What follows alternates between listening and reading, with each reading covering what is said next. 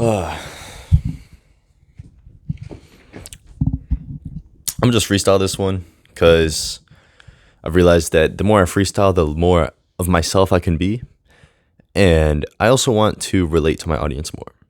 And I've learned that relating to my audience isn't gonna consist of people that like watch sports, play video games, do X, do Y. Because I don't do that shit, bro. I don't. The thing about me is that I'll just give you an example of a common scenario that happens. I'm in Spanish class. I do my work in like 20 minutes, right? We have an hour and a half in class, so I'm sitting there, I'm reading. I'm looking like a freaking alpha, just sitting there, got my hands on the desk. My posture is perfectly straight, whatever. This girl is in front of me.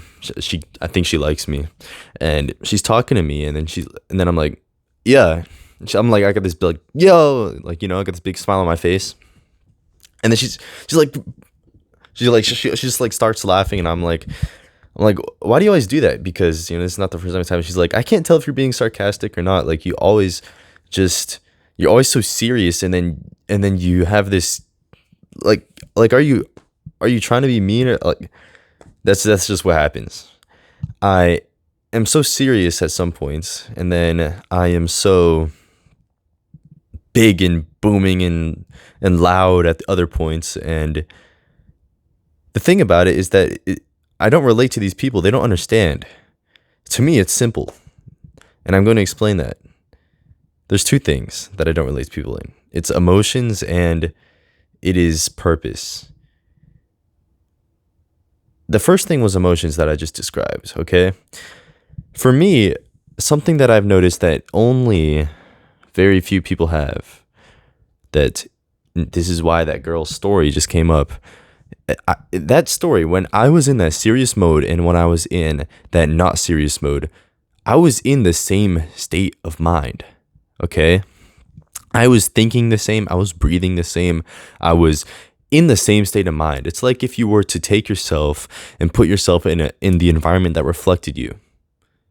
When I was sad and when I was happy, or quote, to the outside world, I'm still in an ocean sitting with nothing around me. It's like that piano picture where the guy with the piano is in the middle of the ocean and it's just surrounding him. Yeah, that's what I feel like. Ideally. Sometimes I don't. But, that's a skill that I have to increase. I don't relate to people in this. I don't know anybody that talks about this before, really says this, where they can be so polarized to the outside person, but they're not. But on the inside, they're the same. And the thing is with this is that I have a little script here. Okay, that's called stoicism. And you already know about stoicism. I'm like, why do I even have to talk, bro? I relate to you because I'm talking to you. I don't need to explain stoicism. You know what stoicism is? Geesh. My state of mind, common difference. That's what I do. Go on my goal tracker. If you haven't done this, you should do this. You go in your goal tracker, you put it in there, and every night, you should be reading your goals every night. You say, I am always the same state of mind. And you put the state of mind that you're always in so that you know that whenever you're doing anything, you may look polarized in you, like, bro, people think I could be bipolar. Maybe. I'm not like bipolar as in long term, like a TikTok aesthetic bipolar where you just kind of, be weird and then you be happy. I don't know, man. To me, it's just seriousness and then charisma. Why? Because that's who I want to be. I want to be the man that is serious and has charisma. And sometimes that just happens to be back to back. Right?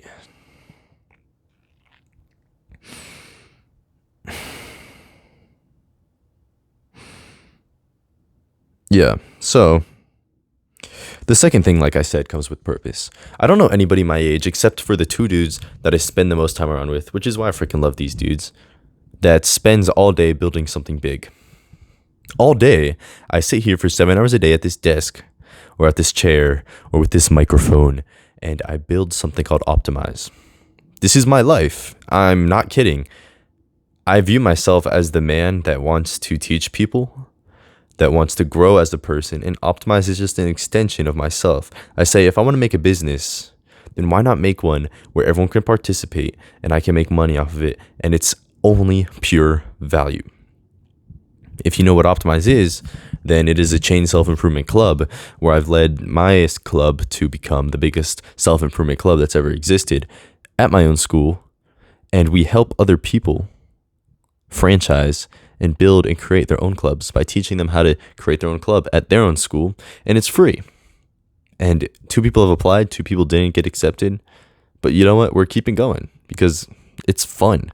My purpose right now is to just get that first person. And if anybody could get that first person, it's my past self, because I am that person, right? That's why I'm kind of moving away from like retention stuff, more to valuable stuff. My friend Benit is one guy who relates to this as well. I think he's building something big called a theory. Him and my brother PJ. They're both very purposeful in what they do, and I can kind of see that they also have this polarized state of mind. When they do work, they do work. When they don't do work, they're funny, they're playful, they're just charismatic dudes, and that is a valuable trait that I see. If you can't be playful when you're out, but silent and purposeful when you're in, then you can't be someone that is great in all aspects. That's my opinion on things. Those are the only 2 guys that I've really seen do this, though. I have other friends who, quote, try to be purposeful, but they're not obsessed with anything. No one would be my age.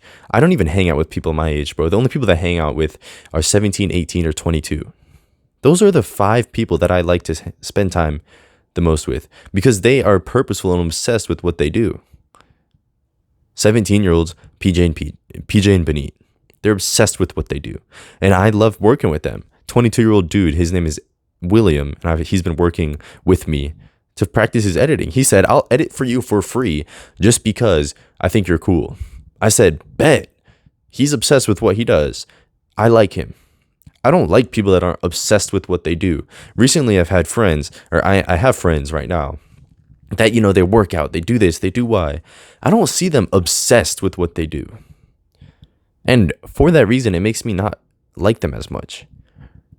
You know how much skills and benefits I've gotten just by working with people that are obsessed with what they do? I learned YouTube shit from PJ and Benit crazily, bro. Editing stuff, my editing's already 2 times just by talking to this dude for 3 weeks. 2 weeks. I myself, whenever I watch an Alex Hormozi video who's just obsessed with business, I learn crazy stuff, man. I wish more people were obsessed with what they did. And for that, I don't relate to anyone. I'm obsessed with this. This is like me. I'm obsessed with just learning, with growing, with practicing. And right now I'm in this moment, and I just think, like, would this be something that I do for a very long time? Maybe not the podcast, unless people listen to it, because I'm obsessed with providing value. If nobody gets value from this, that comes when nobody watches. Right? I want to find a way to provide value to people, and I want people to watch my videos. That comes with finding people to watch your videos, providing the right value, blah, blah, blah, getting boring at this point. So I just need to find a way to provide value. I can easily provide value to Optimize Club because that's an easy way to get leads. And, you know, side tangent, something that I've been obsessed with recently that I've realized may help me as relating to my audience is putting in more videos or like motivational stuff of, you know, doing what I preach. I'm here doing what I preach. I'm here doing the work. This is like, it's 5:16. I've already done 6 hours of work today, man. I don't know anyone here on their summer break who's done 4 deep work sessions and is on their 5th. Deep work sessions. Not, I worked for 8 hours on my 9 to 5. Shut up, bro. You didn't do work. You sat in a meeting. You know, nobody relates to this because nobody here is in a 9 to 5. Take the studying example. I know many dudes who study till 2 a.m. Quote, study till 2 a.m. Shut up, bro. I have the same grade as you. I study for an hour. That's just me, okay? A lot of people aren't obsessed. And it makes me obsessed with hating these people that aren't obsessed. I wish more people were obsessed. I'm going to start posting a lot more things about how obsessed I am so that people relate to me. The dudes that I watch, they literally talk about how obsessed they are. I'm obsessed with this, but I realized I need to practice what I preach. So the more content you see that I put out, the better the content that you see that I put out, the more value that you see that I provide, and the more things that I'm doing new, you can see that everything that I do is for a reason. And right now I'm here talking to you with this serious tone of voice. Another time I'll be talking to you with a charismatic tone of voice, with a playful tone of voice, with whatever. Just know that that's me. And I have the same state of mind, no matter what. Calm indifference. For that, I relate to a small amount of people.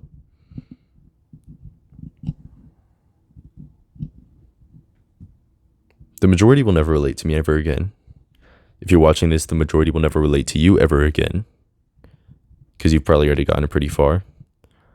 At least you're here. I'm talking to myself, basically.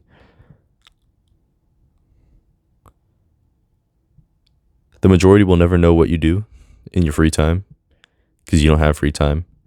The majority will never know that what you do is for a purpose unless you tell them. The majority will never see the work that you put in because it's hidden behind dark doors, behind a desk, behind a laptop, behind studying, behind the thoughts when you go to bed that rivel in your mind, that just say, I could have done more today. That come up when in your dreams as images that say, Alex Hormozi did this, why don't you? And you forget about it the next day. That's obsession. No one relates to that. And unless you tell people, then no one will ever know. So that's you right now. And if it's not, then stop listening to this. But for you, if that is you, and if you're watching this, or listening to this, or reading this on a transcript because you're on your way to do something better, then I just want to say that I relate to you, and that I feel you, and that I know you want to do more and better and give and provide and do better things, and that I'm here with you, and that I will compete with you, and I'm here on this journey to give you what I'm learning as I go through this exact same thing. So for those that feel like there's no one to relate to them, I relate to you. And remember to be optimal.